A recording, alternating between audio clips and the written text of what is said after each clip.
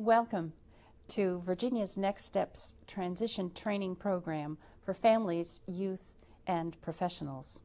PERT is Virginia's Parent Information Resource Center and also the Parent Training and Information Center. We have for the last 30 years been encouraging and helping parents to get involved and stay involved in their children's education. We provide information, training, and resources to encourage the development of parent-professional partnerships. Today is the second of a series of webinars devoted and focused on transitioning students with disabilities from secondary school. Today's title, Exploring the Future and Creating a Timeline, is funded by the U.S. Department of Education Rehabilitative Services Administration. And we would like to thank our partners, Virginia Commonwealth University Research Rehabilitation Training Center. As a reminder, we would like to tell you, if you are a transition professional and are seeking CEC credits or CRC credits, we can make those available to you, but you must contact Virginia Commonwealth University, and that would be Terry Blankenship at VCU. If you're a parent or a self-advocate and you would like to receive a PERT certification training, please contact Katherine at PERT. Participants, we would ask, must view all 3 webcasts and must participate in the required fieldwork. Please visit the PERT website, www.pert.org, to download all relevant information. In today's webcast, we are featuring the presentations from 2 very fine experts. Katherine Wittig, she is a program specialist in transition from Virginia Department of Education's Training and Technical Assistance Center at VCU, Virginia Commonwealth University. And also presenting today from the Department of Rehabilitative Services in Virginia is Erica Lovelace, who is the Education Services Manager. And I would now like to welcome all of you to participate in this webinar and introduce Kathy Wittig. Thank you. Thank you, Kathy. Let's talk about exploring the future in the transition context. Many times I'm asked the question, what is a coordinated set of services? Well, we're talking about all pieces and parts of transition planning. I'm also asked the question, how do I work with an agency? Parents ask this question and students ask this question. So let's talk about this. You may recall in the last session we talked about this chart. You start with age-appropriate transition assessments. Using that information, you develop measurable post-secondary goals. You incorporate that information into the present level of performance. Develop annual goals that will support what the student wants to do after high school, and build the coordinated set of services or the transition services based on all of the aforementioned pieces in order for the student to attain his or her desired post-school goals. In the law, it reads that a coordinated set of activities have to be occurring that are designed within a results-oriented process. And as I said, this is regulatory. This comes from the law. So what does this mean? It's really simple, actually. Transition planning means that you begin with the end in mind, what the student wants to do after high school. And then you plan forward. You build all of the pieces and parts that will enable the student to get to where he or she wants to go. And it means also that you work with a transition team. IEPs, transition IEPs, are not done in isolation. They're done with the student input, the parent input, and when appropriate, you have agencies involved and all of the people that are involved with that student. A transition team might include always includes the student and the parent. It also includes teachers and administrators. And then with student and parental permission, you invite agency personnel. And that might mean someone from the Community Services Board, such as a mental health professional, or you might have someone from the Department of Rehabilitative Services working with the student. In some cases, you're working with someone from the Department of Juvenile Justice. It's important to create a timeline. Knowing what the student wants to do after high school, you try to help the student figure out what he or she needs to do each year. In 8th grade, we'll do this. In 9th grade, you'll do that. And in 10th grade, and so on. So let's use Ivy to illustrate this. Ivy is 16. This is her first year of high school. She has intellectual disabilities, and she has muscle atrophy. She has physical disabilities. She requires physical adaptations, and she needs some curricula modifications to access the general curriculum. What that might look like is that she's using assistive technology. She may receive some of the class notes. That's what I'm talking about when I talk about curriculum modifications. Ivy's unsure about what she wants to do after high school. Now, her parents understand that she'll need some type of job coaching, and they know what that is. They have heard of supported employment, but who can they turn to for assistance? The school division directed the family to contact the local Vocational Rehabilitation Center or the Center for Independent Living representatives. Sometimes these agencies can help parents and families to decide what kinds of assistive technology or training or support that the student might need. And Ivy will need these foundational transition skills to become a contributing member of the community. So let's talk about Ivy. She likes to shop, a girl after my own heart. She likes people, and she's a volunteer. This is one of her post-secondary goals. After high school, Ivy will complete a series of consumer education classes.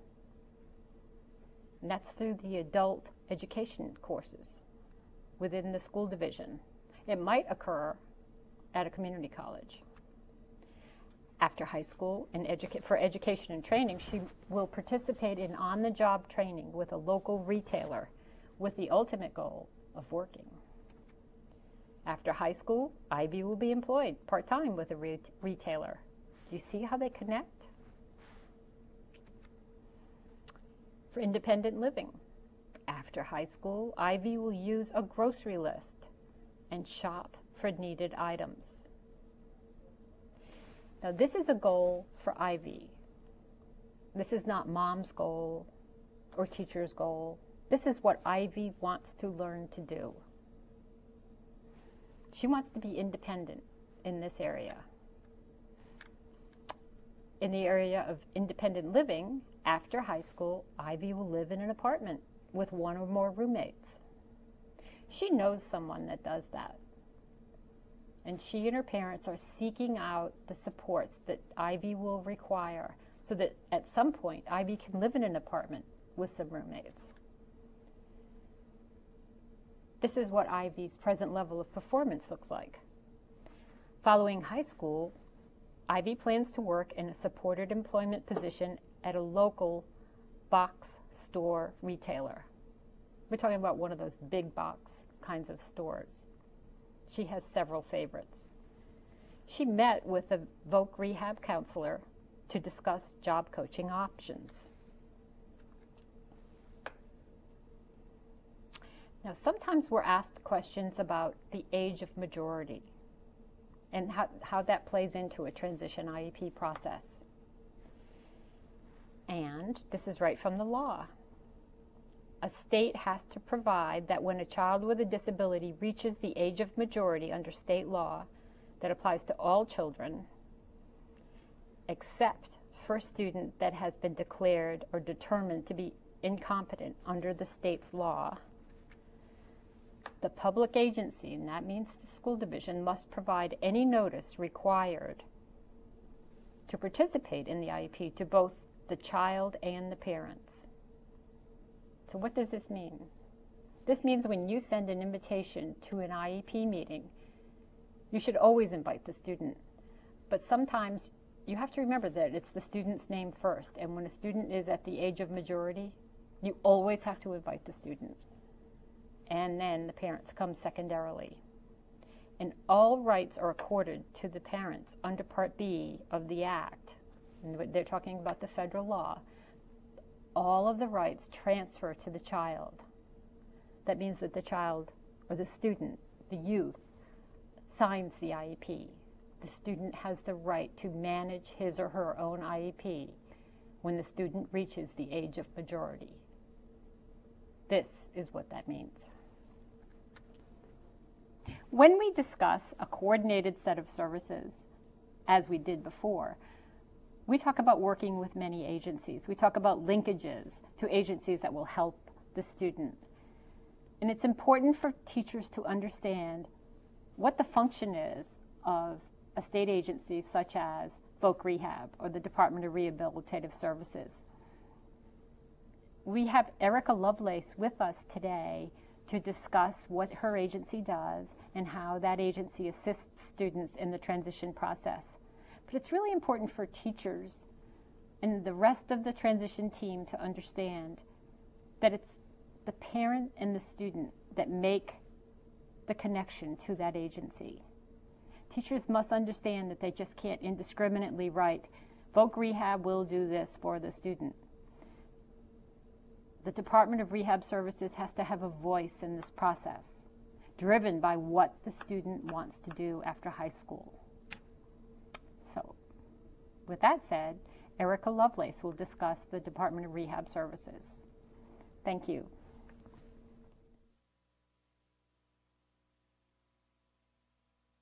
Thank you, Kathy, and good afternoon. I'm Erica Lovelace. I'm the Education Services Manager with the Department of Rehabilitative Services. Thank you so much for allowing me to share information about the Department of Rehab Services on today's webinar.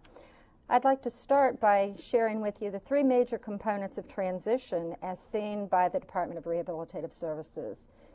We would like to establish goals for life after high school and long-range planning as to how an individual can get to their optimum goals. And we can do that by getting involved early on in the transition process. We also like to be involved with high school experiences for skills and competencies to achieve the desired post-school outcomes, preparing individuals for life after school.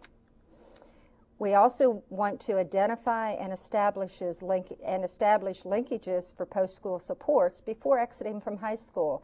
It can be a very scary and difficult time for an individual and their families to look at what is going to happen after one leaves high school.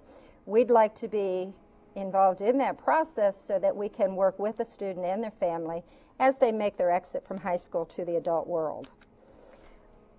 The Department of Rehabilitative Services has cooperative agreements between local school divisions, and we have those agreements in place with all 133 school divisions across the state. The cooperative agreements serve as written documents to jointly plan, implement, and evaluate services to reach common goals. We look at what transition services are available in local school divisions, and we work collaboratively with our school partners to provide transition fairs, college experiences, whatever would be necessary to strengthen the transition services between the Department of Rehab Services and the school divisions. We also use our cooperative agreements to identify interagency linkages.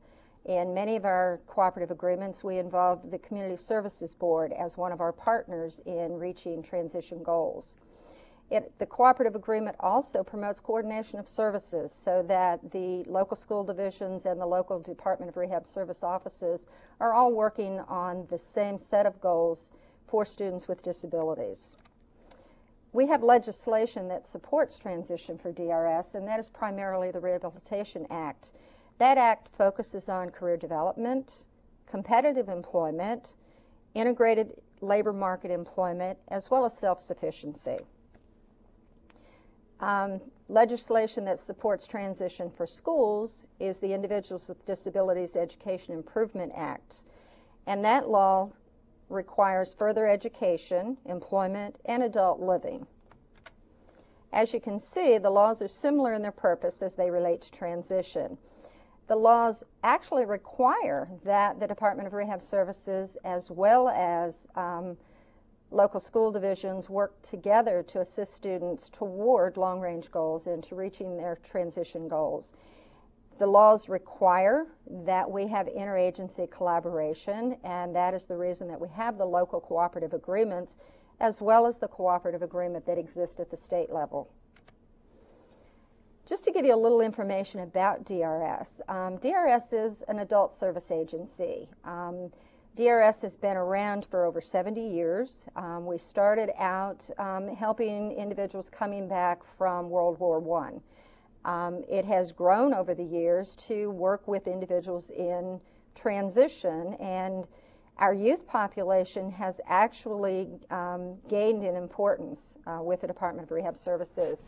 Approximately a third of the individuals that we're currently working with are individuals of transition age. The Department of Rehab Services is supported by state and federal dollars.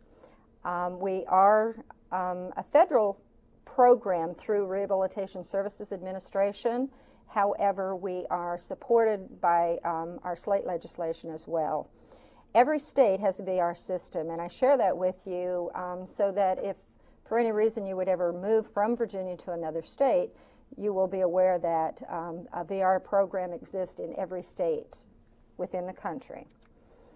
The mission of the Department of Rehab Services is to work with individuals that have disabilities to achieve competitive employment as well as greater independence. I must mention that first and foremost, our focus is on employment, and we are looking at employment in a competitive labor market. Participation with our agency is voluntary.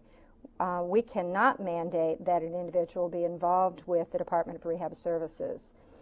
So when a referral is made from a local school division, the individual as well as the family have to be willing to participate in the services that we might provide. I'd like to share with you the difference between entitlement and eligibility. Oftentimes coming from a school division where education is an entitlement for someone with a disability, our program is based on eligibility, and you must meet our eligibility criteria to take advantage of the services that we offer. The VR counselor and the educator help students and families navigate the system. It can be very confusing to try to do it independently, and we really want to collaborate and work closely with our school partners. To receive DRS services, a person must meet the eligibility criteria. That criteria is the individual has to be eligible to work in the United States. There must be a documented disability. There must be barriers to employment. We must be able to demonstrate that an individual can benefit from services that we would be able to offer. And an individual must require services to prepare for, enter, engage in, or retain employment. One of the things that I can share with you on that, there are a lot of individuals that have disabilities that can go to work without working with the Department of Rehabilitative Services. If an individual would happen to have a prosthesis, that individual and is doing desk work, that individual could very easily go out and secure their own employment without the Department of Rehab Services becoming involved. There has to be a very clearly outlined reason why an individual needs to work with the Department of Rehab Services. The referral process is fairly simple. Who to refer? Any student who is suspected of having a disability.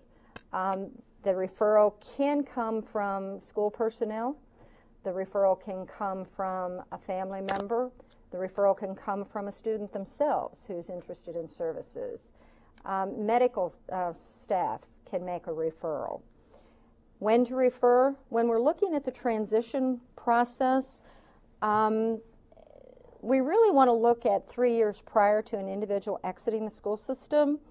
When the school feels that employment outcomes are identified, or If the school is unsure as to whether or not the individual is going to be able to work successfully and in what environment, that would be a very appropriate time to make a referral. The way that one would go about making a referral is to contact a DRS counselor. Your school divisions can give you the contact information for a VR counselor in their area. Every school division has a DRS counselor that works with their school division and is available to accept referrals. You can also make an independent referral through family or student.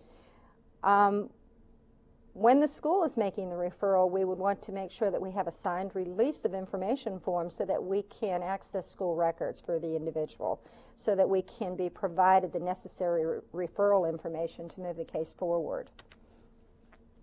The referral process is that the DRS counselor meets with the student and family. Many times we can meet with the student at the school, we can meet with the student or the family in the home, or we can meet with the student and family at our local offices. Sometimes it is preferable for the family, the student and a family member, to meet the counselor at their local office, simply because we're able then to demonstrate, even though we have a very close collaborative working relationship, that there is a difference, and that the DRS counselor will be there once the individual exits the school, when the school system is no longer involved. Once we've met with an individual and we start the process for determining eligibility, we would look at diagnostic information that is available, or we would seek out diagnostic information if none exist. Once we have all that information and we can determine that the individual meets all of our criteria for services, then we would determine an individualized plan for employment. The school systems have their IEPs, we have our IPE, which can be confusing, but it's an individualized plan that outlines what services will be necessary for an individual to reach gainful employment. Counselors can attend IEP meetings if deemed appropriate and necessary. We have counselors that work in every school division, and those counselors often work with an adult population as well. So sometimes it's difficult to get to an IEP meeting. However, counselors can attend those meetings if it's appropriate and necessary, and if there's an advance notice of when the meeting is going to occur. The school can make that invitation with parental permission and the student's permission, or the parents can invite a counselor to attend that meeting. One thing that we want to see happening is that the individual plan for employment and the individual education plan have shared goals. They should be a mirror image of one another, with the school's transition plan and the VR plan looking at the same ultimate outcomes for the individual students. We have to also determine financial participation. Because we are a tax-supported program utilizing federal dollars and we are an eligibility program, there has to be a financial need for services. At the time of application, a counselor may complete the financial participation form. And that form is going to look at the family's financial means as to whether or not services that are needing to be provided can be provided through the family. There are many, many services that we provide without regard to financial need. Those services would be diagnostics, evaluation, guidance and counseling, job placement and follow-along, on-the-job training. All of those services are provided without regard to financial need. However, when we're looking at cost services such as tuition, supported employment, assistive technology, at that point in time, then we have to determine what level of financial participation the consumer or the family may have to utilize. Services that we provide are ultimately and primarily employment, and all services leading up to successful employment. We can provide post-secondary training, and even though I've talked about the financial participation, even if we're not able to financially support an individual in higher education, post-secondary training options. The services that we can provide while an individual is in a higher education program would be guidance and counseling, career exploration, self-advocacy skills, making sure that a person has the skills necessary to be successful as they're planning their future goals and moving toward ultimate employment. We also have Woodrow Wilson Rehabilitation Center as a service that we can utilize. Woodrow Wilson Rehab Center is a comprehensive rehab center that is located in Fishersville, Virginia. That's approximately 35 miles south of Charlottesville. And Woodrow Wilson has evaluation component to it. It has some training components to it. There's a medical unit there. It's a very comprehensive center for individuals. As part of Woodrow Wilson Rehabilitation Center, we also have the PERT program, which is the Post-Education Rehabilitation Training Program. And we will talk about that a little bit further along in this presentation. This is the PERT, Post-Secondary Education Rehab Training. For an individual to go through the PERT process, we have to have a student selection. PERT is available to all school divisions across the Commonwealth. As I mentioned before, there are 133 school divisions. We need to keep in mind that PERT can only serve approximately 450 students per year. So there is a very stringent student selection criteria process that must be followed. The guidelines for referring an individual to PERT is that an individual has to be enrolled in special ed, or they must have a current 504 plan. They have to be eligible for DRS services. There has to be a presence of a physical or mental impairment that can be documented. There must be a substantial impediment to employment. There must be a presumption of benefit in terms of an employment outcome. In other words, we have to demonstrate that the services that we can offer will ultimately prepare someone for successful employment, and that the individual requires VR services to prepare for, enter in, or engage in and retain gainful employment. The guidelines are very similar to the eligibility guidelines for overall DRS services. PERT can typically start to work with an individual at age 16 by an initial evaluation, and then two and a half years from graduation or secondary school completion. Within PERT, there's a very strong support system. Some of the things that we're looking at for an individual to be referred to PERT are that the individual possess positive classroom behaviors and coping skills, that they're able to get along with their peers, and initiate the right behaviors in a classroom environment. A full-scale IQ of 60 or above. The individual must be stable medically and emotionally, and they have to be able to adapt to a residential environment. Woodrow Wilson is a campus environment. Individuals live in dormitories and would leave the dormitories to go to classrooms for training, the evaluation unit for evaluations, and so forth. There's a referral form that must be completed for individuals who are wanting to attend PERT. And the responsibility for that referral form is a responsibility that is shared between Woodrow Wilson, the VR counselor, and school personnel. We must have a release of information signed by the family so that we can get complete and thorough records from the school. The referral form must be specific. There must be a reason for the referral.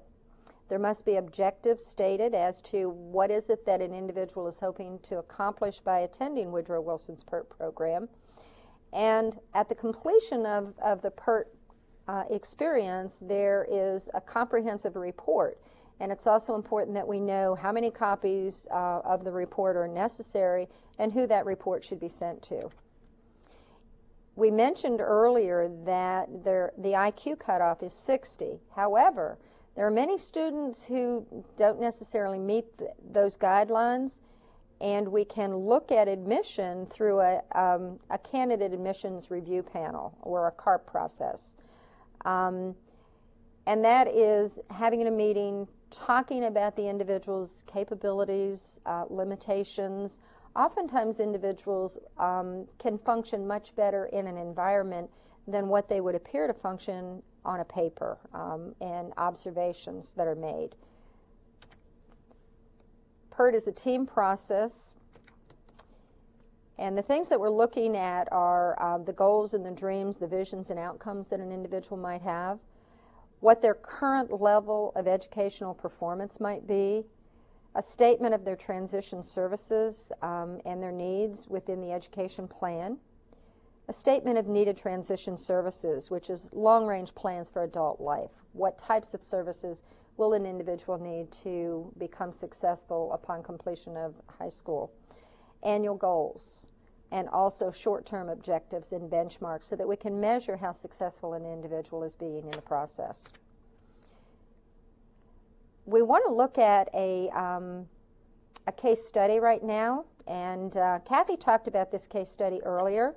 Ivy is she's 16 and in her first year of high school. She has intellectual disabilities and muscle atrophy, physical disability. She requires physical adaptations and curriculum modifications to access the general curriculum. Ivy's unsure of what she wants to do after high school. Her parents understand she will need some type of job coaching or supported employment, but who can they turn to for assistance? The school directed the family to contact the local VR office and the Center for Independent Living representatives. These agencies may be able to help decide what kind of assistive technology, training, and support and independent living skills might be available for Ivy. We also know that Ivy will need foundational transition skills to become a contributing member of her community.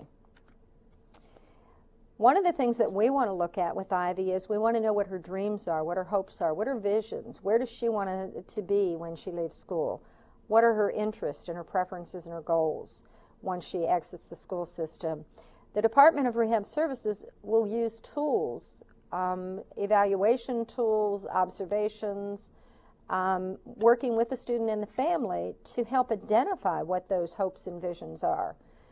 We would also determine the reality of those goals. And if a person, we always encourage students to dream.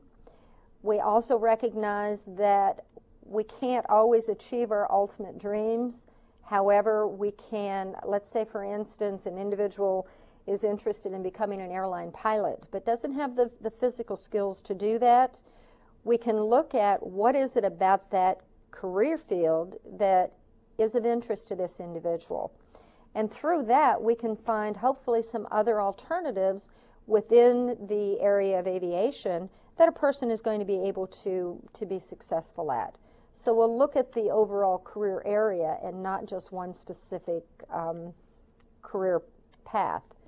We're also going to look at the interest and the preferences. We're going to look at somebody's strengths and how those strengths are related to the dreams and the goals that an individual might have. We're going to look at what areas does an individual have that they can improve upon. What are some things that with help we can strengthen and make sure that someone is going to be able to be successful. We want to look at what the desired post-secondary outcomes are. Are we looking at employment? Are we looking at education beyond secondary, some sort of technical training or higher education or on-the-job training situation? So we want to look at further education. We want to look at employment opportunities. We also want to look at adult living. What is the person going to be able to do within their community? What kind of participation? Years ago, VR typically looked at employment, and we were concerned with helping individuals get a job.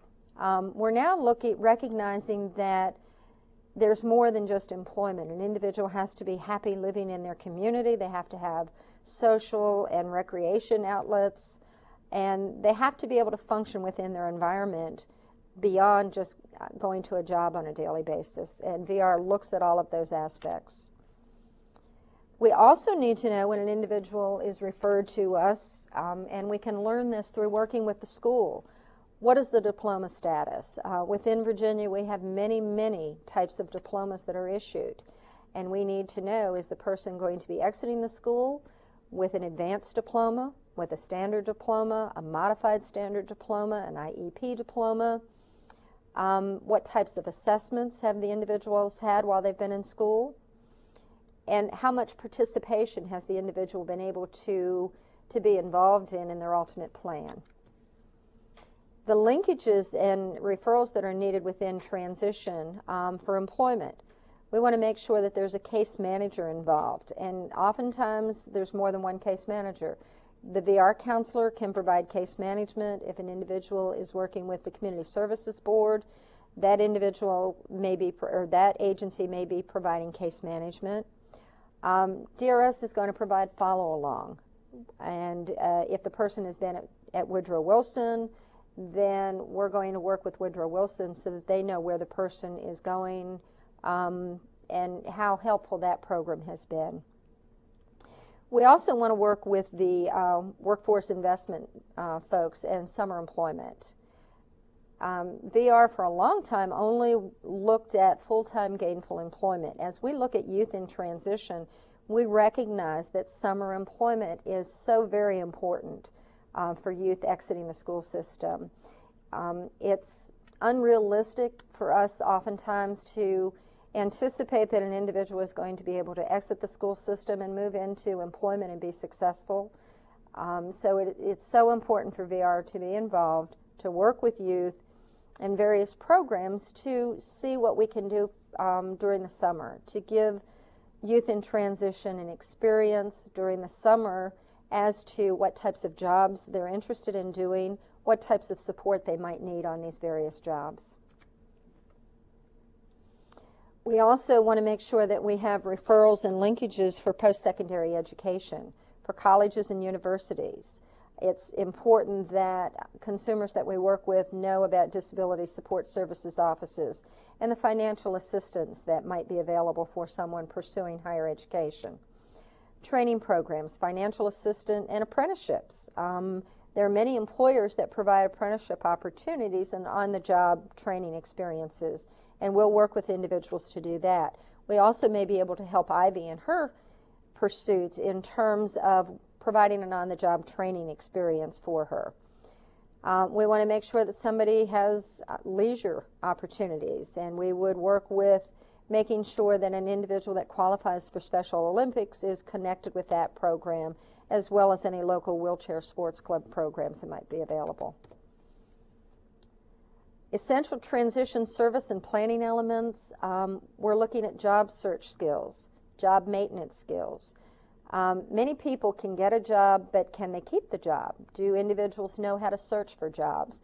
Within the Department of Rehab Services, each office has a resource center where we work with individuals to help them look for employment and also to help them learn the skills necessary to keep that employment. One of the things that the Department of Rehab Services is doing currently and most recently is many of our resource centers and our job-seeking skills programs are actually going into the local school divisions and working with students while they're still in school, helping them understand what the current market is for employment, what employers are looking for, what kind of skills beyond the technical skills are employers looking for. We would also help a student and school personnel with job-related functional academics. For an individual that is struggling with, let's say, a math class, let's look at what math is involved in the career choice that this individual has made. And in English and reading, making sure that the individual is able to have the functional skills to read and utilize English on a job as it pertains to their required duties. We also need to look at mobility and transportation skills. Does an individual have the ability? Is there transportation available locally? Are there any supports within an employment environment where an individual can participate in carpooling or work with somebody that's working in the same environment for transportation? We also need to make sure that the person can move around in their community. One of the things that we've learned is that once an individual's in school, they're familiar with what classes they need to go to, where they have to meet the bus if they utilize bus transportation. It's very different for an individual in the community to be mobile and to find their way around. So the Department of Rehab Services would work with an individual to make sure that they're able to navigate their communities, to become involved in and utilize recreation activities. We'd also look at paid jobs in the community before graduation, and oftentimes we can do that working collaboratively with school personnel for after-school jobs, paid jobs in the summer, and not always are we looking at full-time employment in the summer, possibly limited hours during the work to use as a paid opportunity, but also as an additional assessment to determine how effective an individual is going to be and how successful they can be in an employment environment. It also gives us wonderful information to share with school personnel as to what are some of the areas that could be worked on within a curriculum environment within the school system. We're going to be looking at counseling for post-secondary options. The VR counselors do an awful lot of career assessment and career counseling to help an individual choose the right careers for them based on their interest and their skill levels. We would make sure that there's a connection with other adult agencies before graduation. That may be if an individual would qualify for Social Security benefits, we could make a referral to Social Security. We would make sure that they're connected with the Workforce Investment Program, the one-stop centers, to assist with employment. Counselors would work with individuals to make sure that they possess self-advocacy skills. School systems are now doing a great deal of work on self-determination and having an individual understand that one has to speak up for themselves and take an active part in their transition planning. The same is true when that individual exits the school system and is in an employment environment or a training environment. We want to make sure that an individual is able to advocate for themselves, understanding their disability, understanding any supports that are needed, any accommodations that are needed, and the rationale for those supports and accommodations. We work with parents and helping them understand the same types of things. Transition planning prior to graduation, and again, the VR counselor wants to be involved early on in the process, at least 3 years, so that we can make sure that the individualized plan for employment and the individual education plan mirror one another and that we're all headed in the same direction. We want to make sure that students participate in their planning, in their meetings, and take an active role in what's going to happen while the individual is in school working with the Department of Rehab Services, but also once they exit the school working with employers. I've given you the contact information for myself, but also we have a web address. And if you go to our web address, if you have not been referred to a local VR office and you're interested in services, you can go to our web address, and that web address lists all of the offices that we have across the state. You can also call my number, and we can direct you as to who the contact person would be in your area. Thank you so much for this opportunity to share information about the Department of Rehabilitative Services. And I'd like to remind you that we look forward to receiving any questions that you might have through posting on our discussion board.